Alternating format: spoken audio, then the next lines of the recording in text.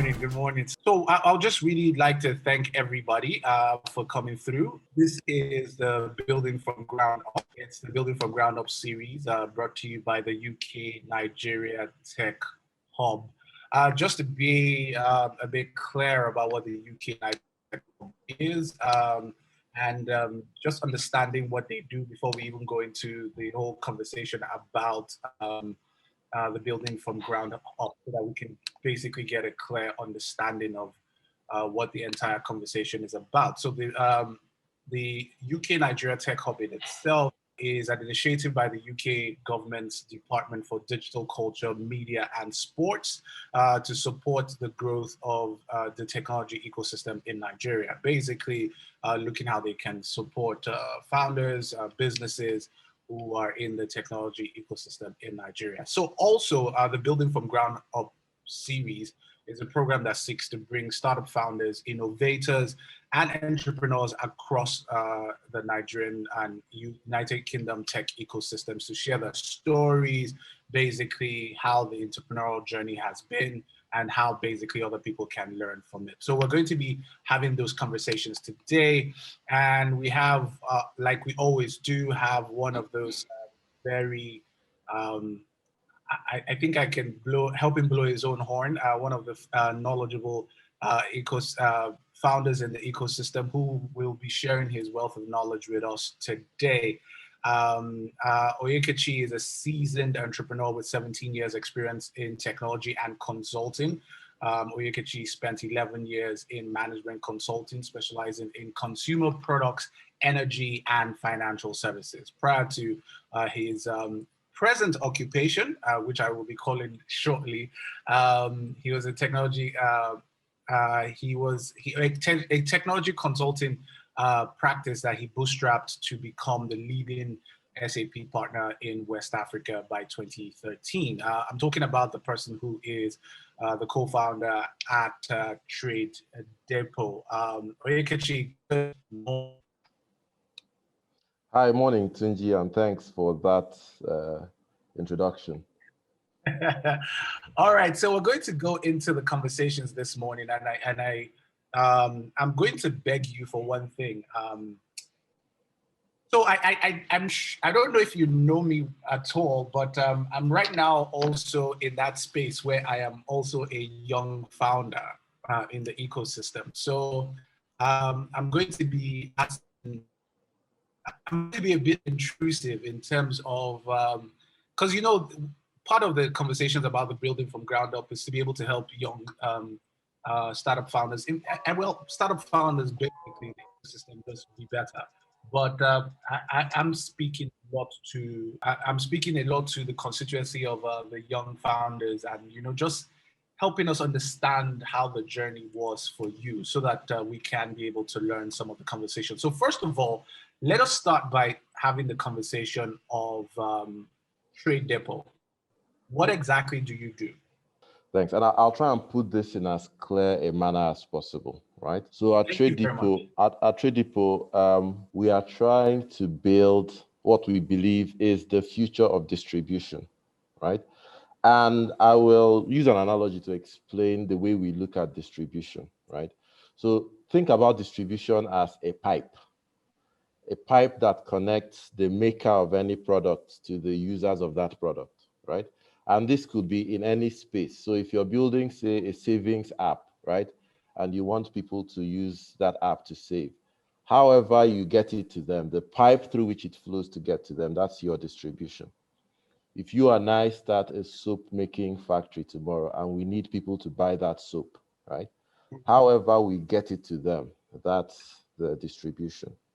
Now, if you think about the way distribution works here for the most things that you buy, it's often that you go to a shop down your street and you talk to someone and they give you the things you need, right?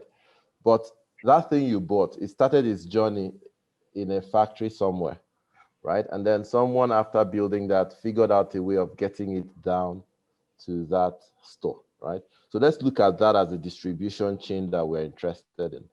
And we'll talk about how we got here in a minute, but the understanding we got kind of shows that there is nobody has invested in building that pipe, right? Because ideally that pipe needs to exist. So you build your stuff, you throw it into that pipe and it pops up on the other end, right?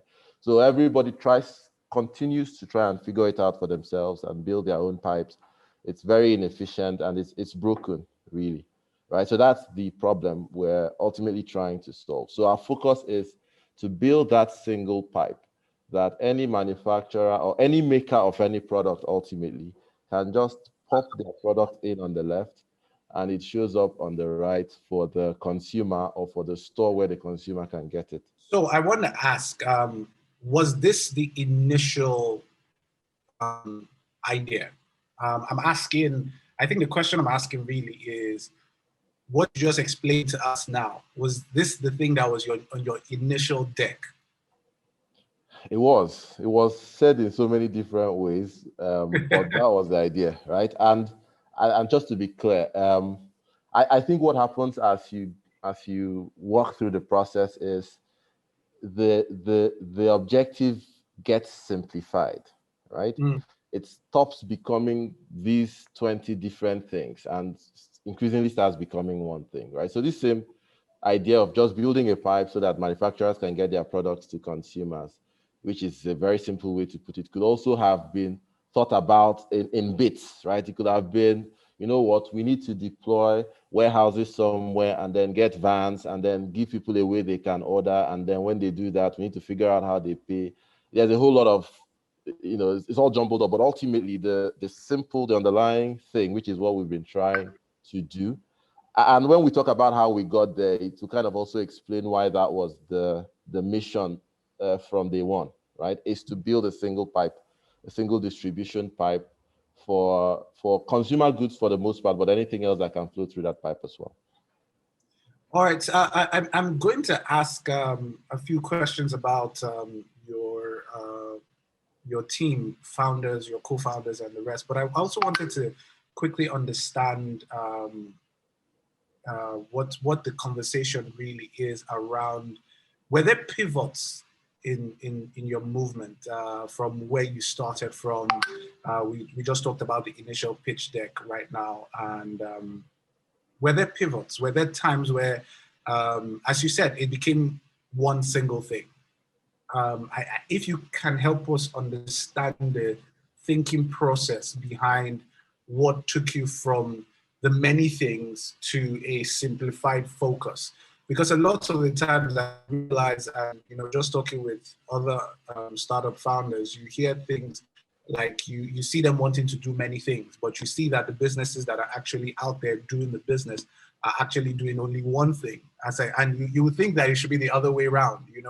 The bigger businesses should be able to do many things, but it's slightly different. So could you help us understand the process of tweaking that model to become one single focus? Okay, so I think it's useful to understand how we got here, right? Because it plays a big role in the way we see this today. Because when we got here, there was a clear idea, which was this one thing, right? But trying to implement that idea, you find yourself in that elephant and blind man's problem, right? Where you're hitting different parts of it and it looks like different things. So the underlying idea came about because of what we were doing. And if I am to think back to how all this started, right? This was 2015. The big motivation at the time, well, the first thing was we needed to blow, right? In simple terms, we were looking for a payday. Candidly, I think it's important to take that on board. So that was a big trigger. At this time, I was myself and my two co-founders, Ruke and Michael. We had been running this consulting business we built for about 11 years, right?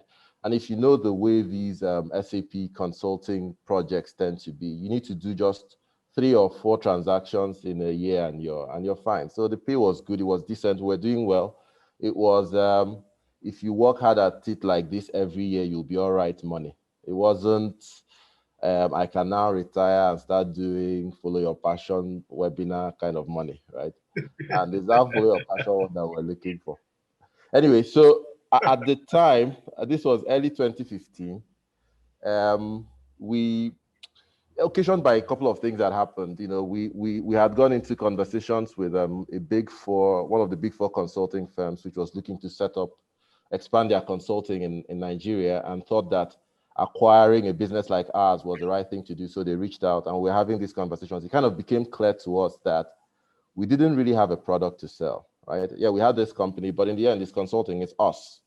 And you didn't really, I mean, it wasn't the dream, right? You finish that deal, get some check, go home, come back on Monday with your tie to resume back at the office and continue hitting it, right? It wasn't exactly what we were looking to get done.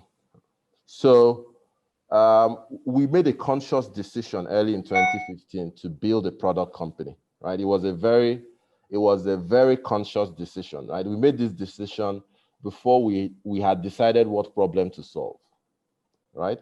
And I know that for many people, they have a problem that they're passionate about originally, and then they're looking for a way to solve it. For us, we made a decision that we are going to build a product company. It needs to be solving a massive problem. And we were now searching for what this problem should be. You know, the problem had to be big enough, urgent enough, you know, for it to be worthwhile. So between 2015, the beginning of 2015, and when this finally started in 2016, we were intentionally looking, you know, to figure out what to do. That it ended up being within consumer goods is also kind of straightforward, because a lot of the work we were doing in consulting was in that space, right? In the 8 years or so leading up to that time, we had done projects for probably 10 or 11 different FMCG majors, right? So we were really steeped in the space. So in 2015, quite coincidentally, we were working on 3 projects at the same time, right? For 3 clients. One was, and we often talk about milk in our storyline. One was the milk manufacturer, right? It's called a Milk Co. The other was a pharmaceutical manufacturer whose most visible product is a certain brand of condoms. So let's call them Pharma Co. And the third was a third-party logistics company, the biggest, I think, in Nigeria. 3 of them were our clients independently, but 3 of them were also working together. The Milk Co. was using the third-party logistics. The Pharma Co. was using the third-party logistics. Milk Co. wanted us to figure out a way they could see their data on 3PL code systems, right? Pharma Co. wanted the same thing. And 3PL Co. was like, all these manufacturers keep asking for different things, and they need to figure out a way to be able to service all of that, you know? I think this is the closest we came to an aha moment, in the sense that everybody's trying to do the same thing, right? And everybody's doing it themselves, hiring a different set of, you know, consulting dudes to come and hack at this thing. If there was distribution that Milk could just turn up and load their stuff in and it does the job, they will certainly be happier, as would everybody else. And because you're doing it for everybody else, the economies of scale, you know, you do it cheaper because it's the same stores. So that's actually, you know, the problem we set out to solve, right?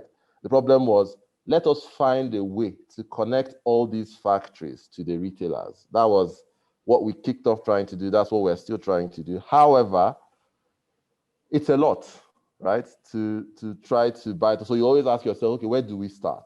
And you know, we attack different parts at different times, you know. But ultimately, I think we're getting to a point where it's beginning to come together, and it's becoming a bit clearer, really, where we're trying to go with this.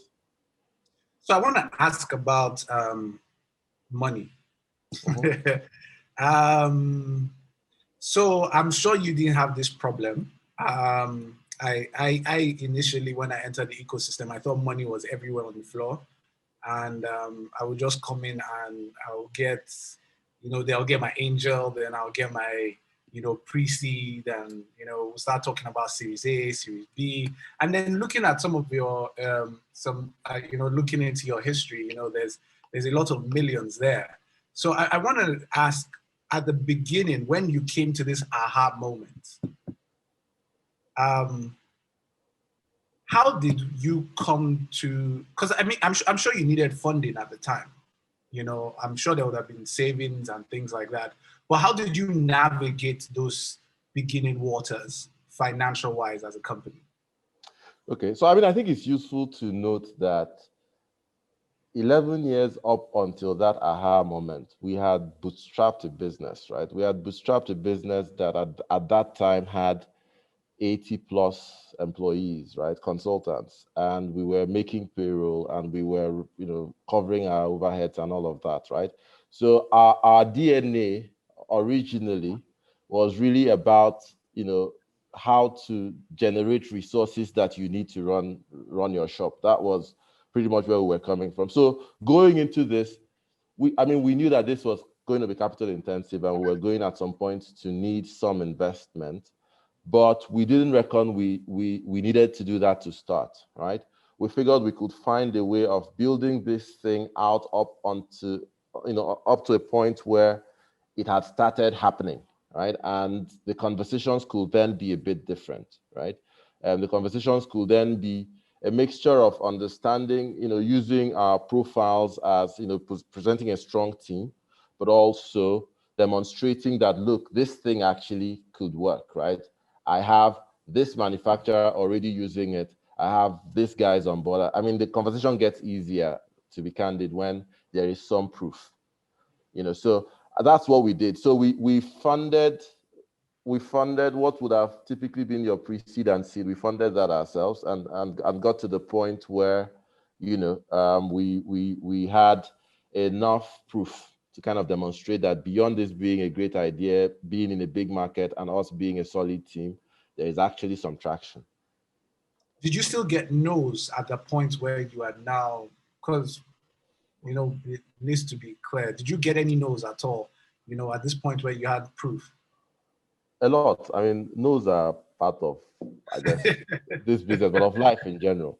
And look, getting no's didn't make us feel special, right? I mean, we all get no's every day. You don't even have to be a founder. Getting no's, like, it's a give and take world. You also give no's. Like, you have people that want to work with you that you give no's to, right? You ultimately get investors that want to invest in you, maybe not in the beginning, but you don't like certain things about them and you give them no's. So I think it's just it's part of the trade. So we got quite a few. I mean, to close the first round of funding, when we finally did, we probably had talked to over 60 different parties, right? I mean, we pitched and pitched and pitched.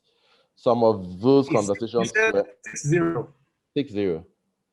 Wow. Yeah. And some of those conversations were still active. Some were taking their time to figure it out.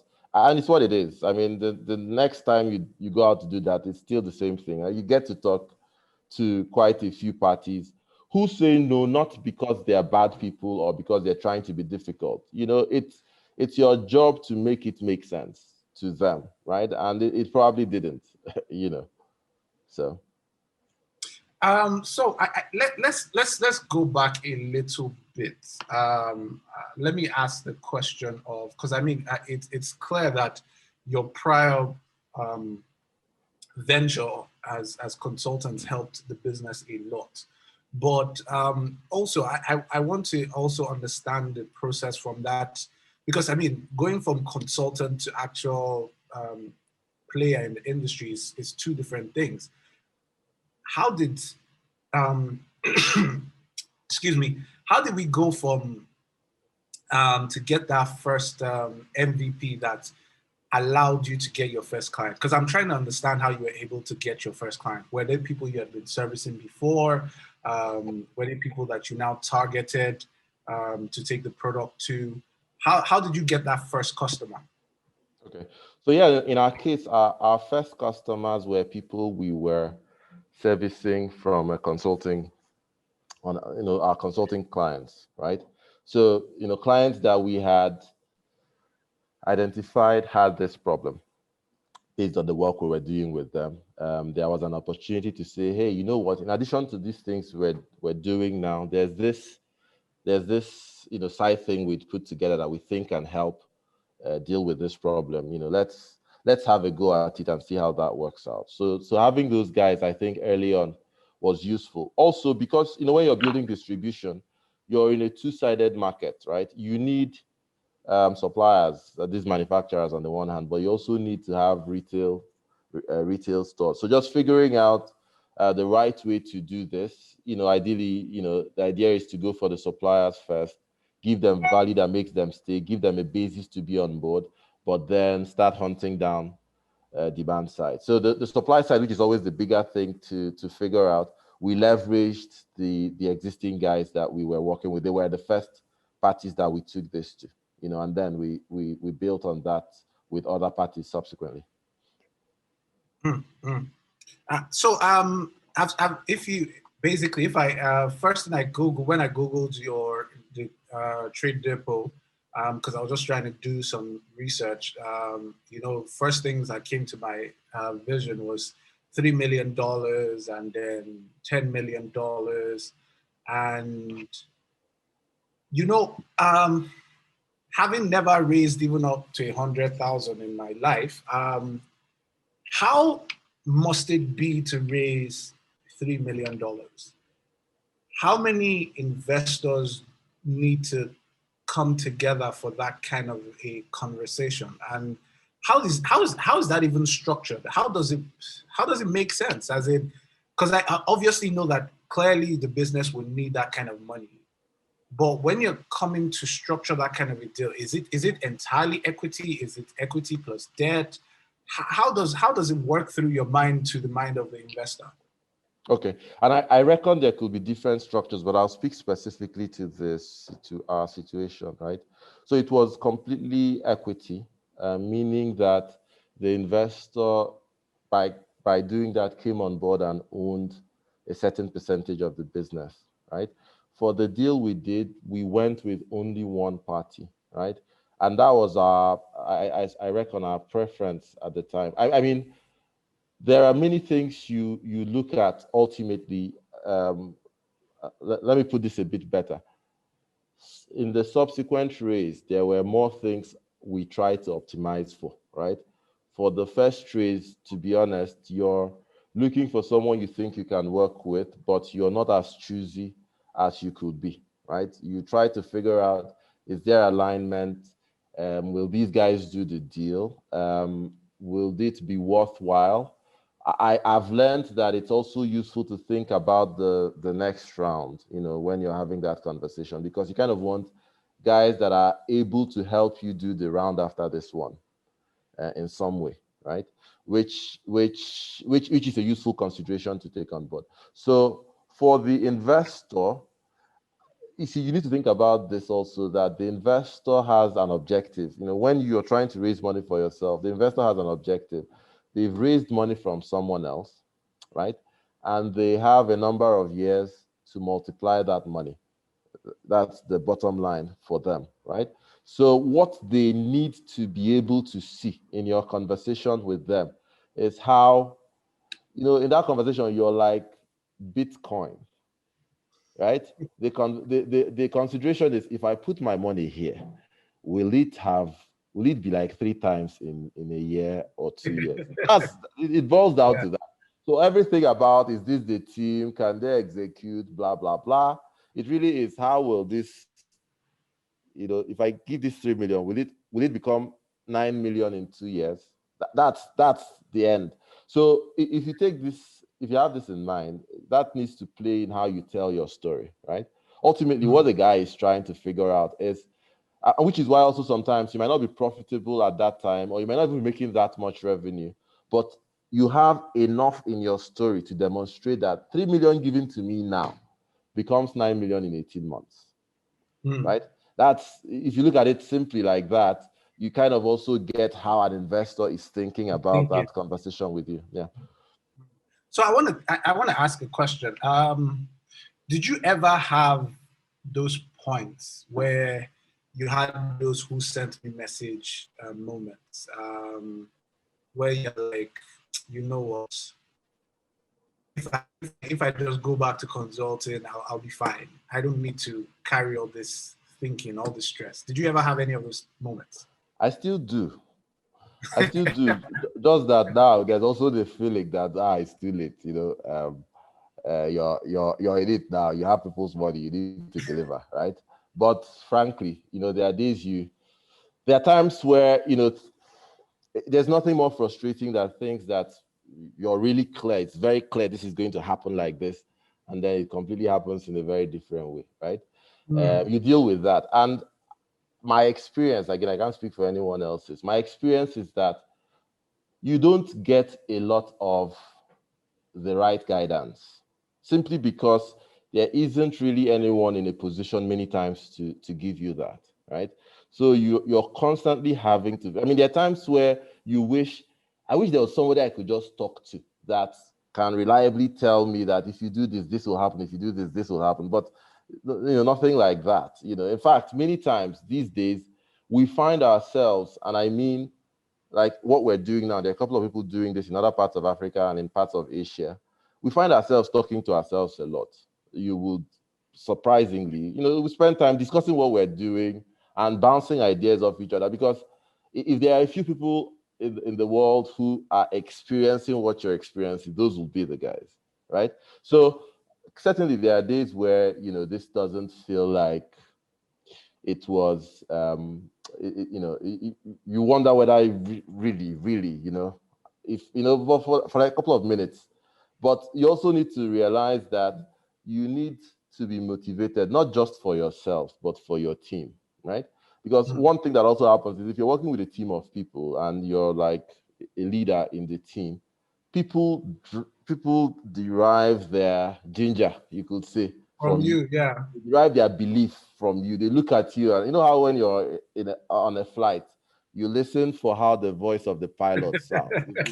If it sounds like he's panicking, then that's the time to panic, right? So people in your team kind of have that same. They look at you and they try to tell themselves, is this thing still going in the right direction? Then they see that, we're killing it. We're killing it, and then that helps.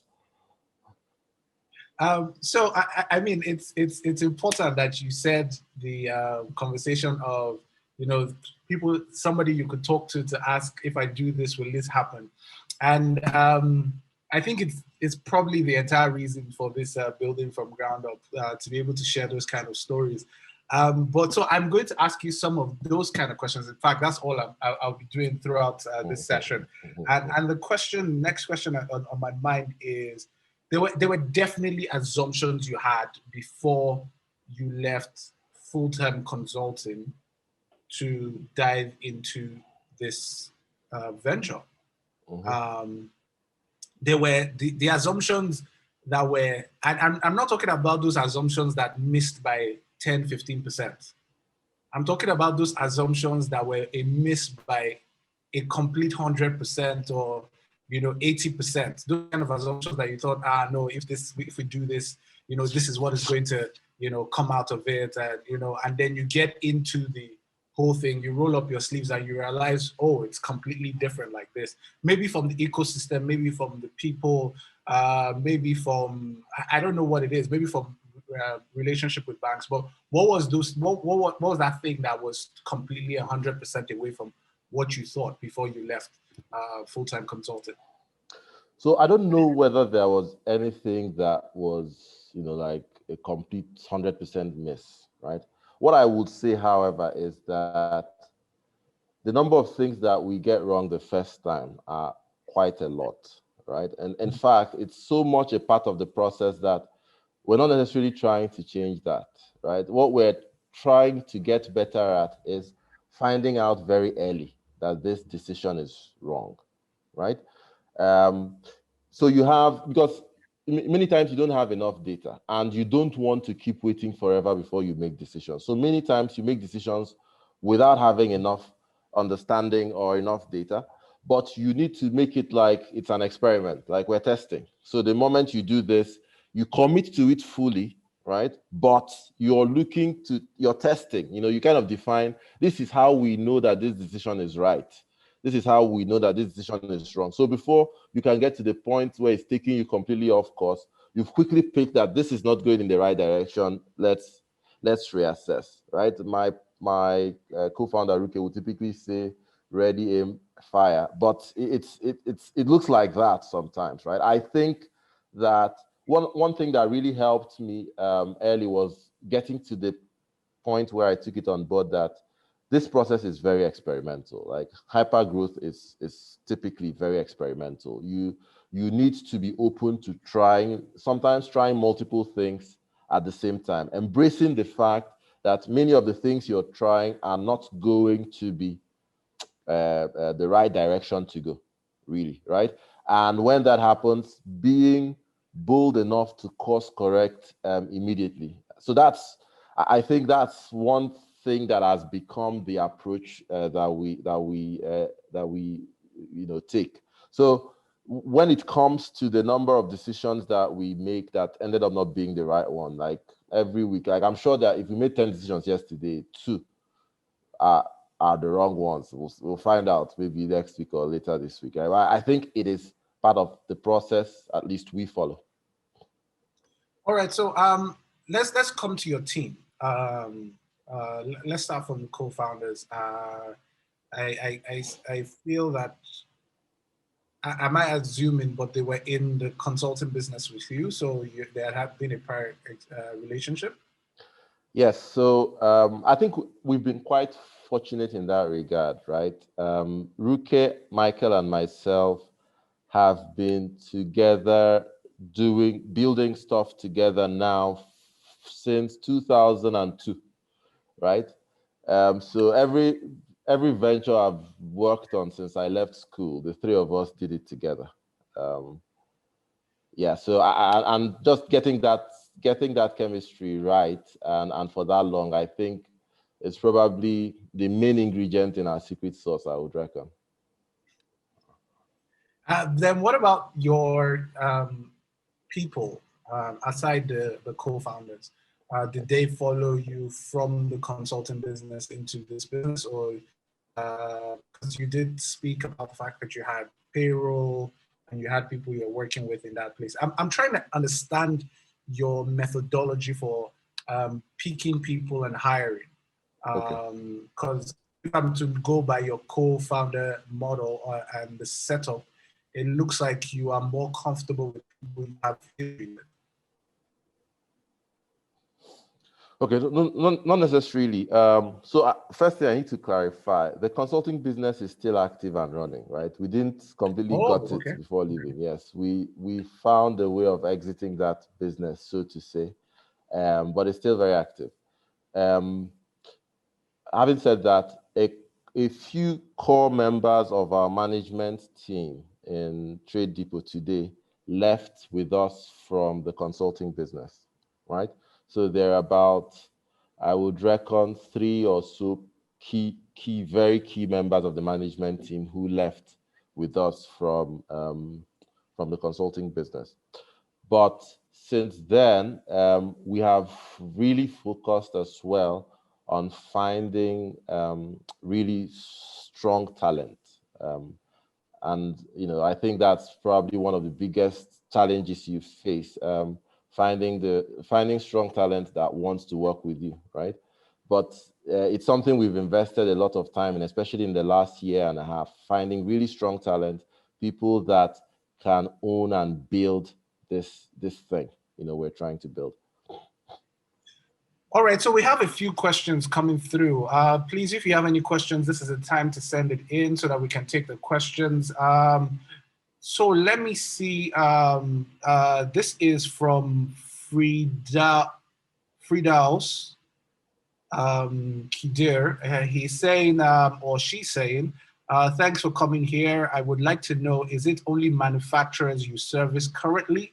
What about importers of imported FMCG? And also, what of the small-scale, tiny manufacturer? I mean, currently, I registered on your platform yesterday. Kindly reply. So this is your customer already here speaking to you about, do you only attend to manufacturers or do you speak to importers also? So Frida, thanks for the question, and we look forward to connecting with you after this session. We don't service only local manufacturers or big manufacturers. Again, the focus for us is what are the products you would find in a store, right? That's the starting point. And whatever it is that you typically find in a store, that's what we want to stock primarily, right? And so this comes from manufacturers who are local.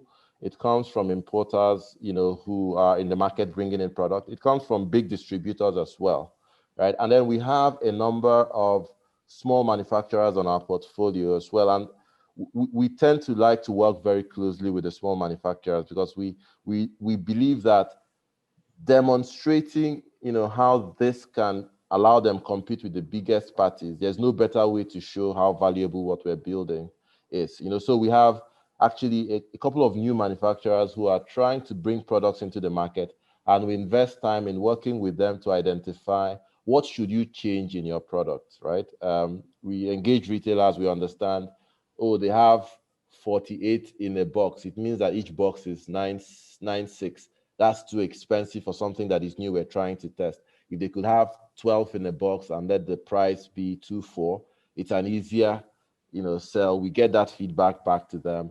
Or, these are the kind of incentives, or this is the competitive margins you need to be at. So we kind of invest quite a fair bit of time in helping both small but also other challenger brands push new products into the market. So really we're happy to engage with any parties who reckon they're in a position to push something in. I would flag that something that we've also seen is, if you're looking to do this, you need to be ready to do it. I mean, as a small manufacturer, right? Because if you give yourself access to a lot of markets, you need to be thinking about how much production can I put out, really? How much demand can I deal with? Because you also don't want to become a product in the market and suddenly you're not available. It's something that really hurts, I would say, customers. They just don't like not finding the things that they want to get. So let me ask, this is from Babatunde Lawal, who is asking, what ways did you reach out to investors?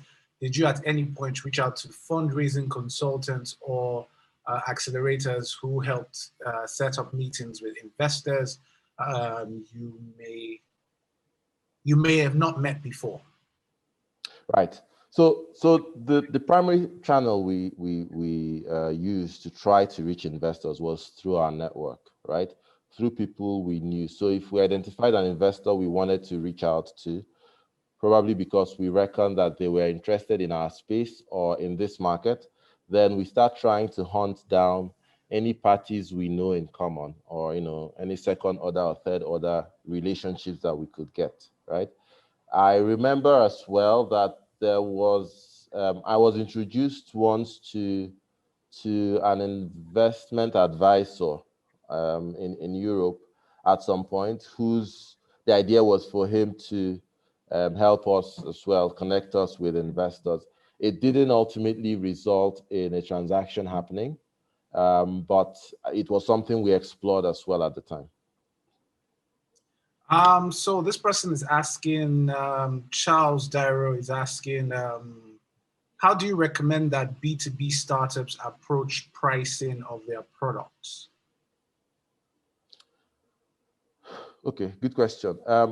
So, I mean, conventional wisdom is that you should look at the value you're providing, whether it's cost savings to the parties or whatever else. Use that as a benchmark, and also then look at what your competition is pricing, right? And decide where you want to sit in the market, right? Whether you feel you're a premium offering and you should be priced higher than the existing parties, and that's a, you need to be careful about thinking about things like that. It's how I would approach it. Or whether you kind of want to be a bit lower price. So these are the different models that one has seen. But ultimately, I think that for things like this, just take the guidelines, but really experiment to find out what works for you. So we're having a lot of questions. I'm just trying to filter through the ones that we've not already answered. So this is, thank you for the opportunity. I know this might be off track, but I would really like to get your thoughts on drop shipping, especially for those, for this side of the world, thoughts and counsel as someone dealing with retail. Do you think it works? I think it works. I think the question would be, are you looking at drop shipping? Are you looking at drop shipping from the point of view of the merchant who is using that service, or from the point of view of the provider who is providing that service, right? But I think that in general, that principle works. what you're really looking to do is find, so if you're a merchant who wants to use that service, the key thing will be to find a service provider who is in a position to deliver on the promise you're making to your customer, right? Because ultimately, you, the merchant, you're the one making the promise. And it means that you're outsourcing customer satisfaction really to your drop shipper. So you need to invest really a lot of effort and attention into ensuring that this partner can make this work. Whatever promises you've made to your customer, they would be delivered. But if you can get that right, if you can find a way of allowing yourself to not focus on this logistics side of the business and just focus on building your brand and building your customer base, I reckon it could help you build a more efficient business. So this person says, hi Onyekachi, there is this conception people have regarding startup ideas. They believe that when they share their ideas with investors or the general public, these ideas will get stolen and the business and build somewhere else.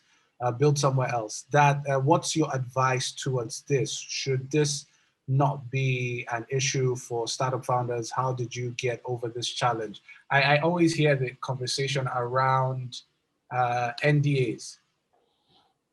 Did you issue NDAs before you spoke to investors?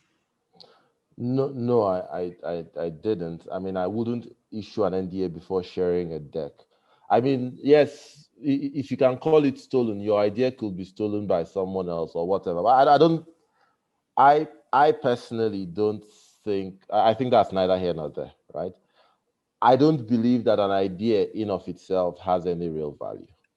I really don't. And I may be wrong, but I reckon that it's really down to execution, right? And think about it. If you're going to build something, at some point, people are going to know what you're trying to do, right? I don't know whether the whole point is to give yourself an important lead on that, but if it is the idea itself you're really depending on as what differentiates you, then maybe you have a bigger problem, right? Which is that your business is not defensible, right? Because if the knowledge of the idea is what will make you lose out to competition, then the real problem you have is that your business is not defensible. So at the risk, you run a risk of alienating people that can help you because you're concerned that they're going to do this themselves. People will do what they will do, right?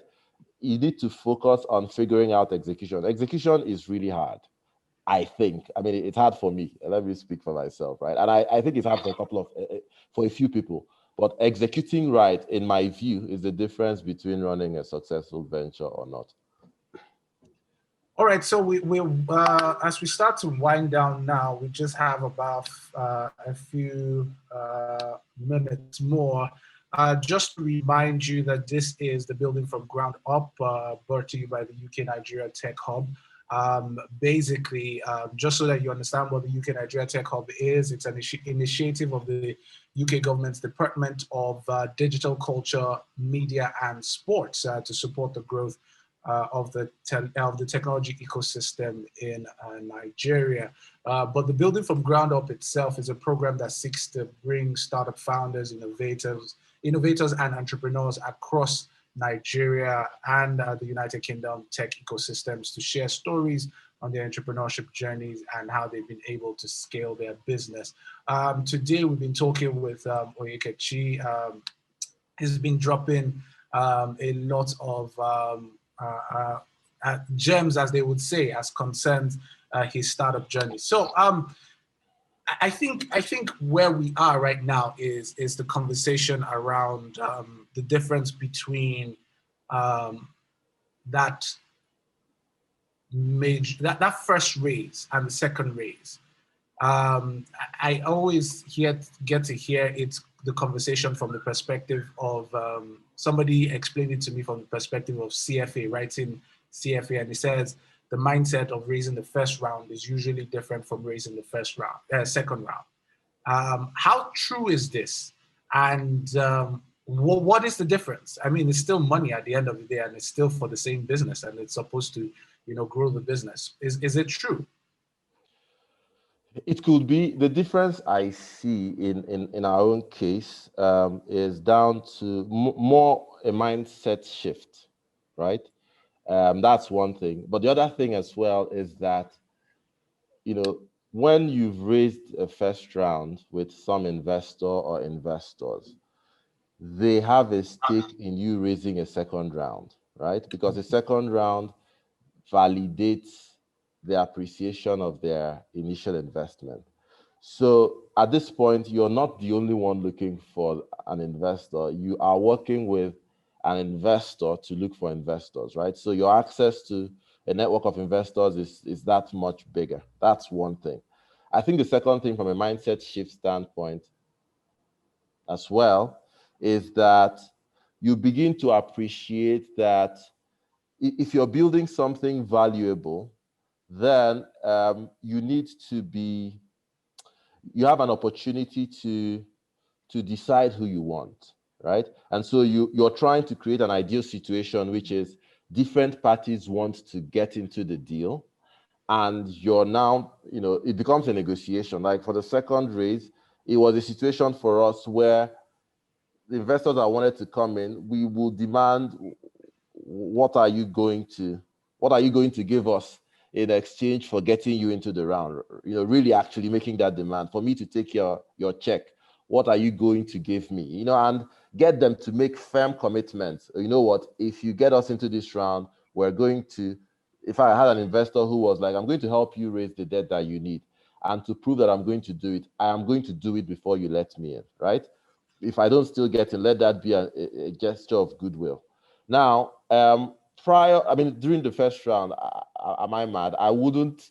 You're trying to give me money, and I'm setting high jump for you, right? But by the time where you kind of have been validated and you really have been growing the way you projected that you would, and you're demonstrating that you have something valuable here, telling the story right and playing this right is actually an opportunity to get the commitment. And then if you think about it, many times it's those commitments that help you grow even more than the money that you get, right? Because the right investors can really, really help you. So I think that this is now speaking to young startups and entrepreneurs who are just starting out. Are there those, I don't want to use the word tips. If you were to speak to yourself, yes, this is the best way to put it. If you were to speak to yourself at the point where you were starting, and you could just, there's a time machine, you could just go there, and you landed and you're like, Onyekachi, this is going to happen, this is going to happen. What would you be telling yourself? You have like 2 minutes to tell yourself enough information to help you skip a lot of mistakes. What would you tell yourself?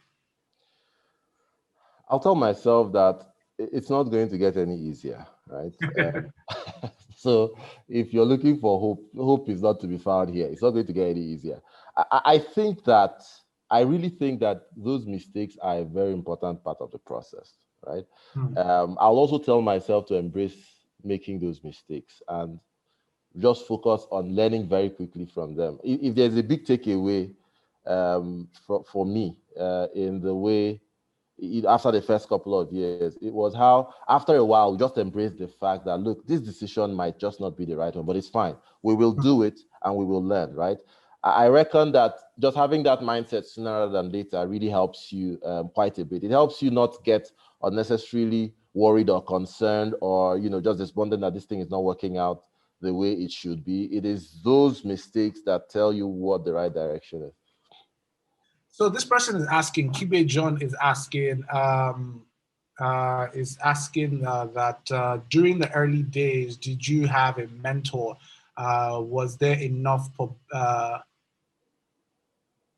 publicly available market research that guided you? I think you already answered that. And how did you figure your way out? So I think the major question is around the mentorship question. I also want to know, did you have mentorship? Was there somebody that you consistently went to speak to on a regular basis about what you were doing? Unfortunately, I didn't, not because I didn't value having one, but I just didn't, right? I would often seek out different people I knew that were in and around the space. And I tend to send those annoying, do you have a minute? I want to pick your brain messages, right? And So I try to have as many of those conversations as possible, because again, if you're trying to visualize something, any inputs you get just become data that you work with. So yes, I didn't have, a mentor, anyone I really could, use to bounce things off on an ongoing basis, confiding and all of that. I think it's useful to have. It's a great support structure to have. I just didn't have that. Was it frustrating that you didn't get anybody to allow you pick their brains, so to say? No, I did get people. Like when I reached out, I mean, one had built quite a few relationships over the 11 years that we were in that same market, right? So, I mean, when I reached out to try and get someone to pick their brains, I would always get the guy or lady give me attention for the time, right? So we didn't struggle in that regard. We would always tend to get feedback from or support from parties. So what to this is a Jotun Opashino. I think he's just asking, he says, what do you use for inventory management? Are there analytics involved there? What processes do you use in selecting products to sell? Okay, no, good question. A couple of questions in one. For inventory management, we built a system, right, that our core platform manages inventory amongst other things, right? So we use this to keep track of stock and where it is. We've integrated with different analytics tools, most visibly an analytics platform called Domo, which is what we use for a lot of just reporting and dashboarding within the business. Choosing which products to sell. So we spend a lot of time gathering insights. These insights tend to be very useful for us, but we also find that even the manufacturers try to get this data off of us. So we get insights to tell us, if you are in Alim or Shaw, what is the fastest moving milk product, for instance? What the young people in Ikosi, what brand of juice do they like the most? We really invest in a lot of consumer insights like this, which plays a big role in our catalog selection as well. So we're going to be launching a poll question just now, and I would like attendants to please. So this is what year was TradeDepot founded? So if you could just quickly answer that. And also second question is how many people co-founded TradeDepot? I think you already know that you should know by now. The third question is, in what year did TradeDepot close at 10 million Naira pre-Series B round? So I'm seeing, yes, we're going live, and I can see the different people are voting all through right now. So yes, and we'll be done with that in a few seconds before we go into the next question. I mean, a lot of questions are coming in, and the amazing thing is about the fact that a lot of them are very technical questions. So this person is asking, I think it's also Babatunde Lawal, is asking if is TradeDepot looking at building a distribution pipe for fresh farm produce also? I'm assuming that would require a lot more logistics. It's an interesting question. It's not one I'm sure the answer yet, to be honest. The requirement keeps coming up. It requires cold chain logistics. You don't have a lot of that in the market, so there's probably an opportunity there. Right now, we've made a conscious decision to focus on dry goods, as they call them, right? So we will do farm produce when it's dry. If it's rice, if it's beans, if it's gari or millet, we would explore that because, again, it fits the infrastructure we're already working with.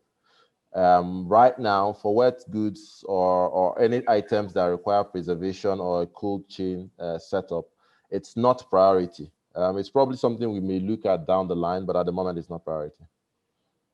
All right. I wanted to ask this question here. Are you looking to go into other parts of Africa? This is from Nicholas Bry. A person is asking, do you plan to expand in West Africa? and how a telco present in West Africa could support you. Yeah, I'm sure this person is marketing their product, but the question is really around how do you have plans to expand to other parts of Africa? Yes, so we're currently running pilots in Ghana and South Africa, right? Two very different markets, funny enough. And our ambitions for between now and the end of next year is to really build out our footprint across these three countries, right? Francophone West Africa is also, a near target for us as well. I think ultimately we recognize that there are many markets across the continent that are quite similar. A small retailer in Ojuoye in Mushi is oftentimes very similar to a small retailer somewhere in Tema in Ghana, for instance, or even in an urban township in Tembisa in South Africa, right? There's quite a few similarities. The profile of the stores tend to be similar. You might find differences in the existing supply value chain, which are things you need to take on board, but there are quite a few similarities. So yes, we have ambitions to expand into more countries across the continent, and we've already kicked that off with these two countries I mentioned. Chukwuka Ekeledo says, I know you've done a lot of businesses from your mobilizer days. So my question is, what made you sure that TradeDepot was the next thing? And also, I want to ask this in the perspective of, I know that you didn't just close up shop with the consultancy business, as you said, that is still working. When was that point that, made it clear that this thing will work? Let me go and give it, more time. Right. So this is a tricky subject, right? Because you'll always need to balance risk and focus, I think. But I think it's also important to commit. So for TradeDepot, we committed, like when we reached the point where we figured out this problem is clear, and we figured out this is the direction we should go to build it, we committed to it, right? We committed to it, and it was a serious commitment because a partnership led by three partners, finding new management to take over that business, exiting the business and setting up something new, really requires that you commit, right? Now, to the question from Chukwuka about whether we knew it was the next big thing. See, the perspective here is you decided that this can be the next big thing, so you commit to building it to make it that. I don't think anything is a big thing in of itself, right? It ultimately becomes what you can make of it, right? So there have been other ventures that we've tried to commit to that ended up going nowhere, right? So we made the commitment when we recognized that this could be a big thing, and that giving it that 100% focus ups our chances of making it that big thing, I would say. I think that makes sense. Ayodeji Agbola is asking, with your experience in consulting, what would you advise are practical steps for selling digital products in the B2B space? Selling digital products, I think it might be useful to have a bit more clarity on what type of digital products exactly. And when we say B2B, are we talking small SME, or are we talking selling digital products to Unilever, right? Because the approach will vary depending on whom you're selling to and what it is you're selling. I'll pick just one scenario. If you were looking to sell anything to a big B2B business, because you're asking based on my experience with consulting, if you're looking to sell anything to a B2B business, it's an enterprise sale, right? It's you need to understand how to do enterprise selling, which is building relationships with the business, understanding what the route to closure is. You typically need to spend time with whomever is the sponsor on the other side to understand what the route to closure is. And I'm speaking generically for when you're selling anything to an enterprise, and then work with them through that process, right? Those organizations will usually have a procurement process in place, which at some point might require you to get registered with them as a vendor. Those setups could have a process by which they tender for new purchases. So you need to understand how they buy and then work with them through a very well structured journey. Yeah. So this question here is from Peter Wabiani. He's asking, good morning. I'm the founder of a startup tech company targeting entrepreneurs, which is proposed to launch a few months from now. I would like to know how you tackled marketing and audience building. Am I to chase influencers or tech magazines? See, I might be the wrong person to be asking this question, and I'll explain why. Yeah. Because your audience determines on some level how you should audience build, right? Our audience are market women. That's my constituency is not sitting inside AC pressing Twitter. My constituency right now is inside the market in mile 12 or in Agege or in neighborhoods around you.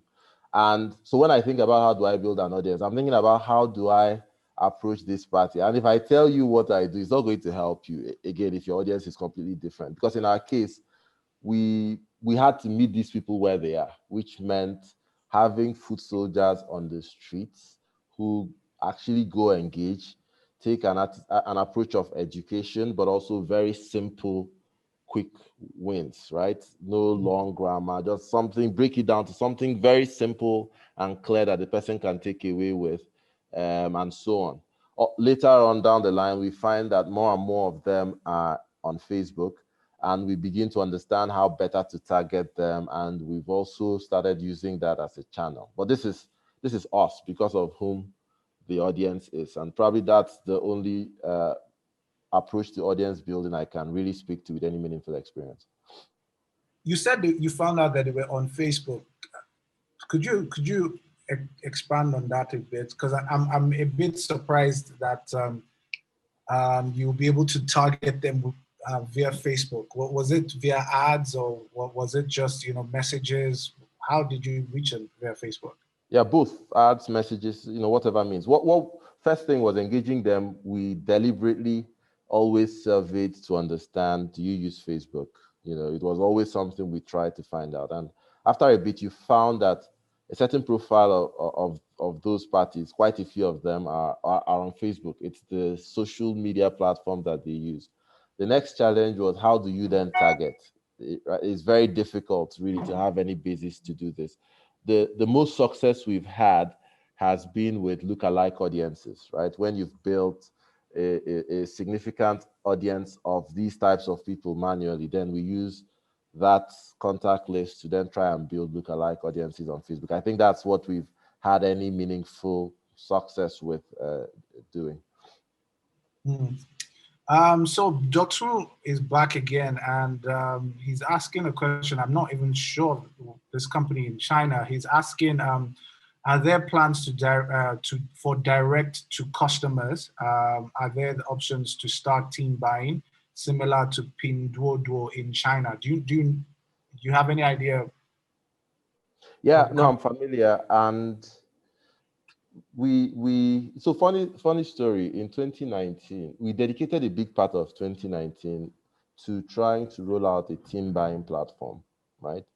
We felt it was something that would make a lot of sense, bulk buying. We had the manufacturers, and after we went live in March and shut it down in October, right? So it's one of those mistakes that we made, or wrong decisions that we made, probably based on timing or based on execution. But the reason ultimately we shut it down was because we realized that it was becoming a distraction, and I'll explain why. We wanted to do it because we felt that the back-end supply chain was going to be the same, right?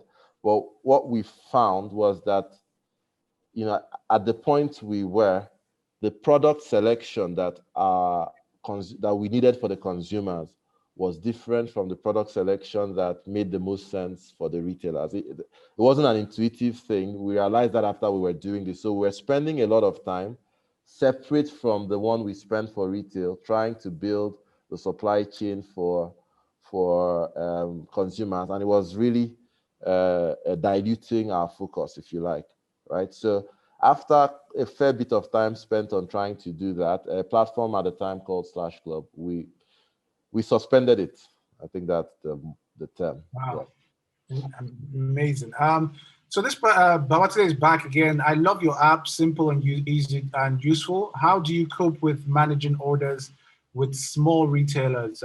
You have more than 60,000 of them, I guess, who are not tech savvy. That is, do you not have that do not have smartphones? Okay. How basically do you relate with people who do not have technology knowledge but still are tending to use your technology platforms? A very good question. So we from day one made other channels available for retailers to use to order, right? They can order over WhatsApp, for instance, which requires you to have a smartphone, for sure. Even though more of them have smartphones than you would reckon, right? Or can get smartphones than you would reckon. And then we also provided even simpler channels, as simple as, so we did a USSD channel, but then the experience ordering over USSD is not great. And then we did toll-free phone lines, right? And it doesn't get simpler than that. So the least sophisticated retailer in the market can simply pick up the phone, call a toll-free number, and place their order, right? Now, when we do this, we also have the ambition to drive the retailers on a journey. So yes, maybe you started out with using that platform, that channel with us, but we ultimately want you to see reason to move to, other more self-service channels, probably because you would frequently want to check the price of the product and you don't want to keep calling to do that. So we show you how, you can actually just have this app and you can check the price yourself. And then from there, you realize you can actually just place the order. So we kind of take that journey-based approach, but for sure, we make different channels available to cater to the different levels of sophistication you find. All right. So we have Nonye Iruku who's asking, what were the major factors causing you to expand to providing financial services, and what were the biggest challenges as a non-traditional financial player? Okay, thanks, Nonye. So from the get-go, it was obvious, right, that what you need to be delivering to make this worthwhile for retailers is access to inventory and access to credit. In fact, funny enough, one of the investors we were talking to when we were trying to raise the first round, access to credit was the priority for him. As far as he was concerned, there is a big credit play here, and he wants to come on board if we're looking to build that now, right? We reckon that that wasn't the right time. We reckon that we really should focus on building this network and build transactional histories for these guys based on them having been on the platform for a while before we roll out lending, which is the primary financial service that we provide to them. Because it's important to note that the lending sits on top of our assessment of their credit worthiness, which for the most part comes from their histories with us. So we ultimately probably reckon that last year was the right time to do this. So we put that together about middle of last year to engage with these guys. The challenges have been what you would typically expect, right? Getting your credit scoring right, becoming smarter about knowing who will pay back and who would not, getting all the right integrations done so that a cash-heavy audience will be able to get their money into a bank account or into a wallet or into whatever facility you provide. So these have been the things to deal with. It's a work in progress, but we like the early results we're seeing. Fumbi Jumobi is asking, I just started a procurement contracting firm. Are there particular tips around networking? And two, in your opinion, is there a market for procurement consultancy, like servicing procurement departments in organizations to help optimize their process? Okay. I'll give my opinion, which may not necessarily be super informed, but I think that there could be an opportunity for this. If I were doing it, I would pay attention to helping procurement departments drive automation, right? And I say that just probably because of my a bias from my background, but also because I noticed that it is how the problem usually presents, right? I see more people looking for automation than I see people looking for help in procurement. It's again probably down to my bias. So I would want to take that on board if I were doing it, and be open to approaching people that do this, and then provide them an experience that goes beyond just the automation, just the tech, to say I can also provide this service that helps you actually drive the procurement process. I think there is a market for it for sure. From a networking standpoint, again, I don't know it. I don't know what the starting point is. I don't know what relationships you could probably already have that could be in and around the space, but ultimately your client is the different organizations around you. So networking boils down to who do you know or who do you have access to within these organizations that can link you up. Olua Akinshemoy is asking, what sectors do you think are mostly untapped? And can I just direct this question better is towards your area of market right now, which is, of course, largely looks very informal and is your underbanked, looking underbanked, basically. Sector of the economy. Right. So I think that within the informal space, right, payment is still a big issue, right? Mm. It's a massive issue. The situation you find, like today, 90+% of all our transactions happen in cash at the point of, okay, probably a bit lower now that we're doing the lending, right? But you find that, the problem, the definition of the problem is that the retailer gets paid in cash, right? And so they don't want to leave their store and go to the bank or wherever to keep the money, or even to an agent. They think that the supplier that is coming to supply them is a good opportunity for me to get rid of the cash in my shop, right? Now, this is a problem for everybody. You don't want to carry the cash handling charges. If you are Nestle, for instance, you don't want your distributors to carry cash handling charges. There is a real issue with cash in that space, or payments generally. I understand that there are quite a few things going on in and around the space, but the heart of the market, that real sector, that informal space, I think it's still a big opportunity. And there are so many other related things, some which may be easier to pull off than others, but just within that space, because it doesn't get as much attention, as much real attention as other sectors, I think there are quite a few opportunities for someone that wants to look deep. It's amazing. That's actually insightful, especially the cash conversation.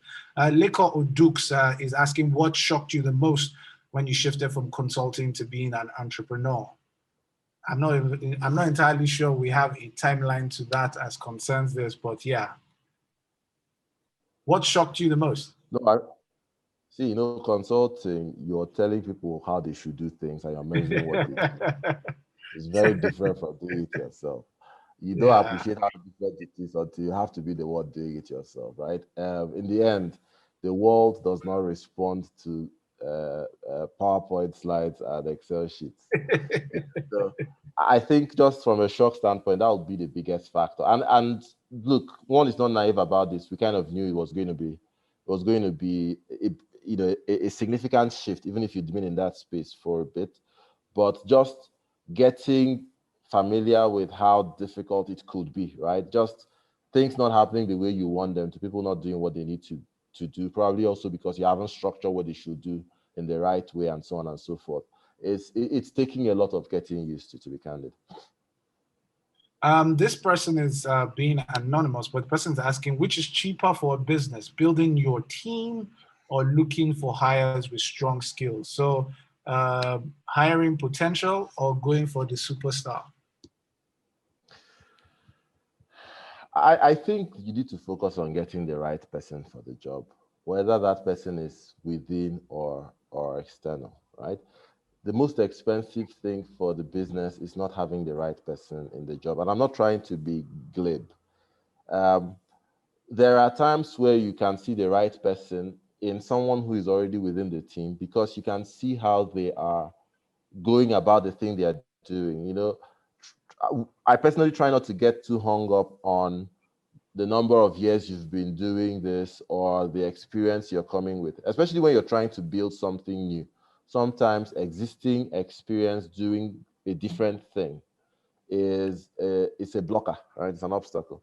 So I guess what you want to do is get really smart about the decoding who can deliver the goods, whether they are a younger, less experienced person, but who you see certain competencies that tell you they can deliver the goods, or whether they are, you know, external, robust talent. But I don't think you should, I personally don't shy away from going out there to find really robust talent, right? Like, let's not kid ourselves as well. There are people out there who can do what you're trying to do better than you, and you need to kind of figure out, how can I convince this person to throw in with me? I mean, it just makes your chances better. Johnson Ishola is asking, I'm curious to know how COVID-19 has impacted TradeDepot's supply chain and how you are managing it. So Yeah. aside you wearing face mask, how is it affecting markets?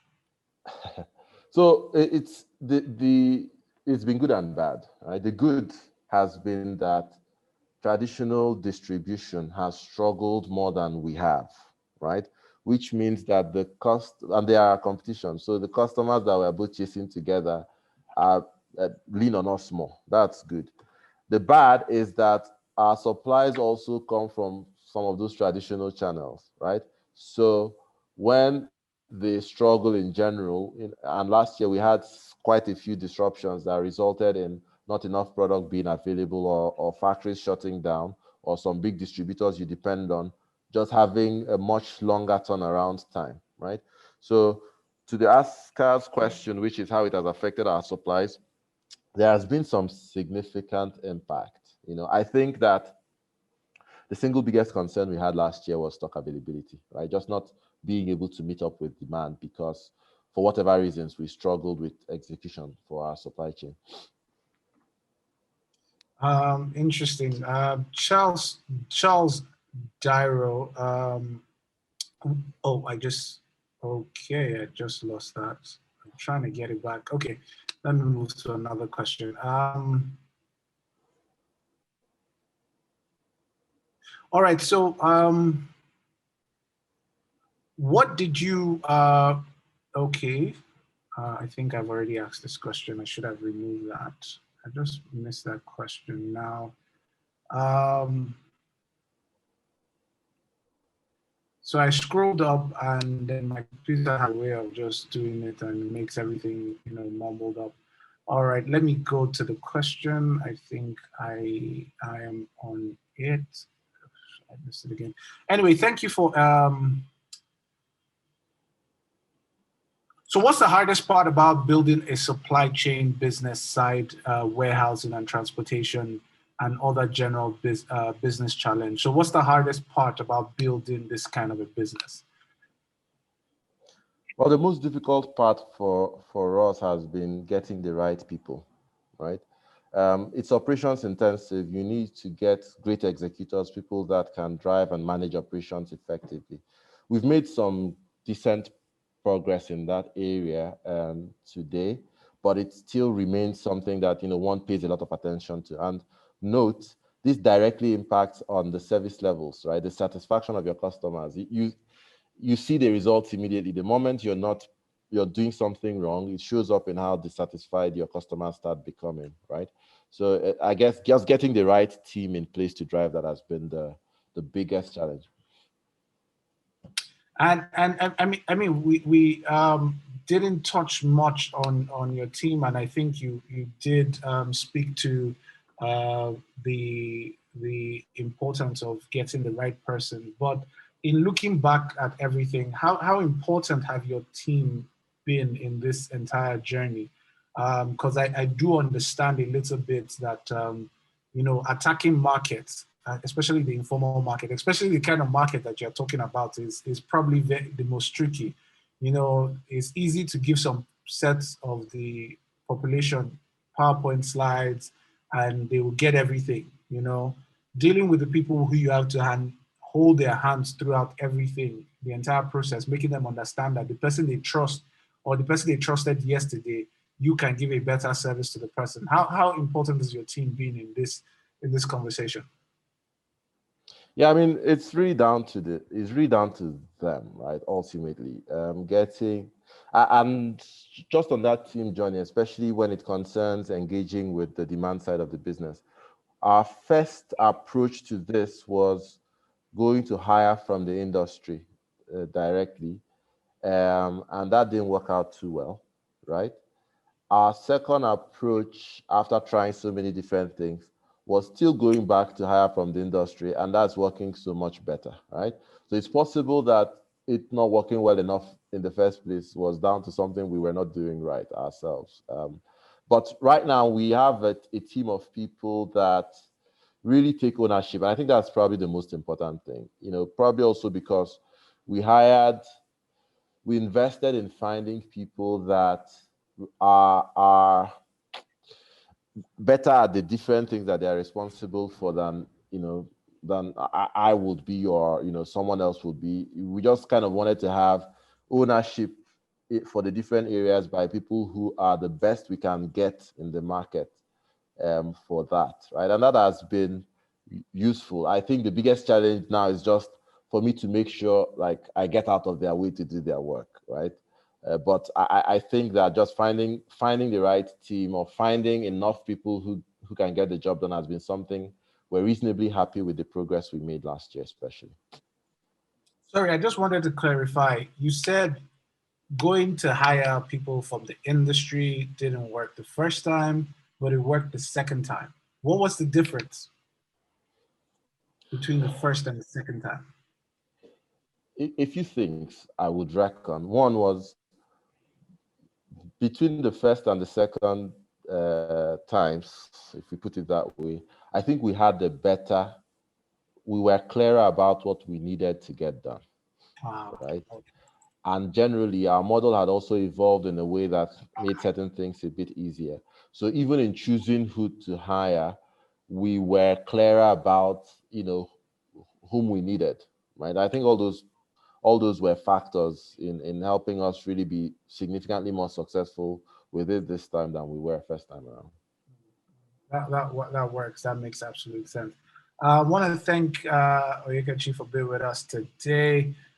It's been, funny enough, for everybody listening, Onyekachi and I were conversing about this yesterday, and he was asking me what we'll be talking about for this time. And I remember saying that, we're going to breeze through it. And in fact, because there's still questions here and I can't answer, I can't, go through everything else. There are still people pushing in questions because this thing's always begets more questions and people wanting to know more. So I want to thank every single person that joined us today. Generally just basically telling you that this is building from the ground up, basically brought to you by the UK Nigeria Tech Hub. It's just for people who are just joining us, the UK Nigeria Tech Hub is the UK government's Department for Digital, Culture, Media and Sport, basically to support the growth of the technology ecosystem in Nigeria. And for you to understand what the building from ground up is, especially if you've just seen my conversation with Onyekachi, you'll see that it is seeking to bring startup founders, innovators, and entrepreneurs across Nigeria and the UK, the tech ecosystems in both countries, to share stories on their entrepreneurship journeys and how they can, how they've been able to scale their businesses.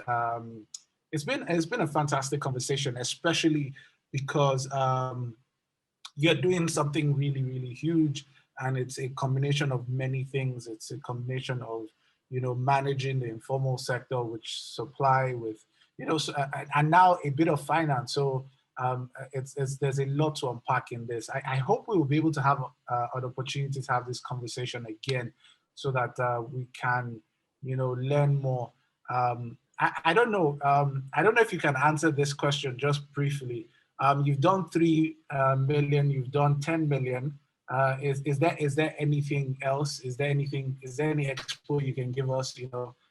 Any is there any expo in the line? Is there anything we should look out for? Please don't look out. Don't look out.